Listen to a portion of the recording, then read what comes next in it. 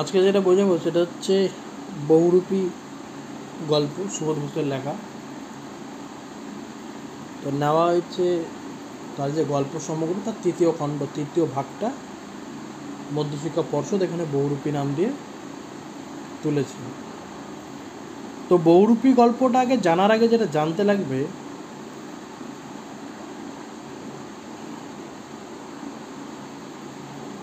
সবার আগে যেটা জানা প্রয়োজন সেটা হচ্ছে এই গল্পের চরিত্র কয়টা। হচ্ছে এখানে প্রধান চরিত্র যেটা হচ্ছে সেটা হচ্ছে হরিদা। প্রধান চরিত্র হচ্ছে হরিদা। আর কে আছে এখানে? কথক, অর্থাৎ যে গল্প বলছে সুবোধ ঘোষ। আর আছে ভবতোষ ও অনাদি। ভবতোষ, অনাদি। আর একটা দেখতে পাবো সেটা হচ্ছে জগদীশ বাবু। তার চরিত্র কয়টা হলো? প্রধান চরিত্র হচ্ছে হরিদা, কথক, ভবতোষ, অনাদি, আর হচ্ছে জগদীশ বাবু। তো বলছে এখানে হরিদাকে কেন প্রধান চরিত্র বলা হয়েছে? কারণ গোটা গল্পটার কেন্দ্রে রয়েছে হরিদা। সম্পূর্ণ গল্পটার মূলে রয়েছে হরিদাকে কেন্দ্র করে গল্পটি।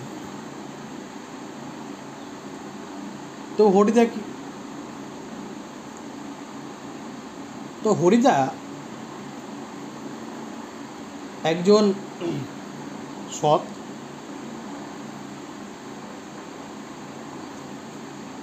শান্ত এবং শিক্ষিতও বটে, কিন্তু তার এই যে সময় মাফিক কাজ করা, যেরকম ধর আমরা সকাল 10টায় যাচ্ছে, 5টায় অফিস থেকে আসছে, এই যে সময় মাফিক কাজ, সেটা খুব একটা ওই সময়ের বাধা কাজে করতে ইচ্ছুক না। সংসারে বলতে সে একাই, এই যে 10টা টু 5টা যে কাজ, সে কোনো জায়গায় আরামে সে জব পেয়ে যাবে, কিন্তু সে করতে ইচ্ছুক না। কেন? সে বাধা ধরা কাজ করার থেকে যেটা সব থেকে বেশি ভালোবাসে সেটা হচ্ছে ছদ্মবেশী, অর্থাৎ বহুরূপী সাজা, অর্থাৎ বিভিন্ন রকমের রূপ সেজে নিজেও আনন্দে থাকা এবং মানুষকেও আনন্দ উপভোগ করতে দেওয়া। এই করতে গিয়ে তার হাঁড়িতে কোনোদিন হয়তো ভাত ফোটে, আর কোনোদিন হলে ফোটেও না। আর হরিদার বাড়িটা হচ্ছে আড্ডার একটা কেন্দ্রবিন্দু, যেখানে ভবতোষ, অনাদি, কথক আর হরিদা সেই ঘরের মধ্যে কী করে? আড্ডা মারে। চা, চিনি, চা পাতা যা হয় কথকরা নিয়ে যেত, আর ওখানেই ফুটিয়ে তারা গল্প গুজব এবং সেখানে চা তারা খেত। তো হরিদা এরকমভাবে বিভিন্ন রূপে সেজেছেন। কখনো তিনি পাগল সেজেছেন, কখনো তিনি পুলিশ সেজেছেন, কখনো আবার বাইজির ছদ্মবেশ নিয়েছেন, এবং বাইজির ছদ্মবেশে তার একটু বেশি ভালোই লাভ হয়েছিল। আর সবশেষ যেটা সেজেছিলেন সেটা হচ্ছে বিরাগী, অর্থাৎ সন্ন্যাসী সেজে।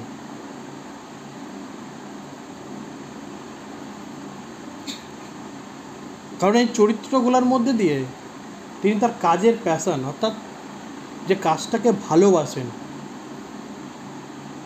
সেখানে রোজগার না আসলেও, অত পরিমাণে রোজগার না আসলেও, কিন্তু তাও তার নিজের কাজের প্রতি একটা একাগ্রতা ছিলেন। তিনি বাধা ধরা যে কোনো কাজ পেয়ে যেতেন, কিন্তু সেই কাজে আমি খুব একটা সুখী হতাম না। এই কাজটাকে সে তার নিজের মতো করে, নিজের একটা কলার হিসেবে ধরে, শিল্প হিসেবে ধরে, যার জন্য সে এই কাজটাকে ভালোবাসে।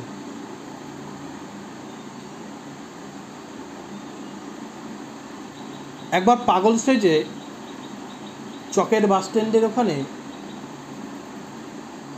বাসে যাতায়াত পাবলিকদের ভয় দেখাচ্ছে,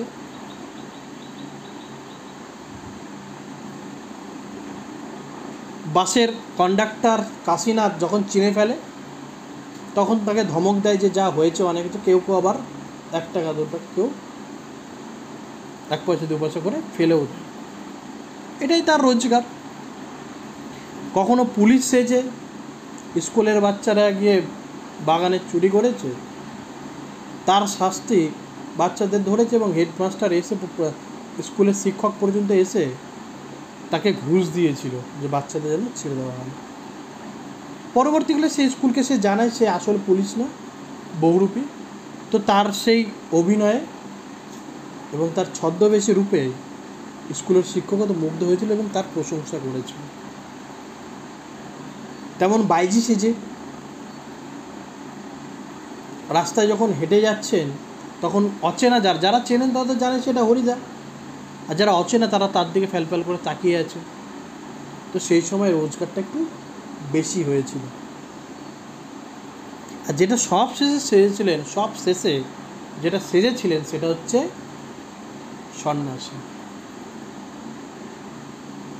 কারণ তারই বন্ধুরা বলেছিল যে জগদীশবাবুর বাড়িতে নাকি একটা সন্ন্যাসী এসেছে,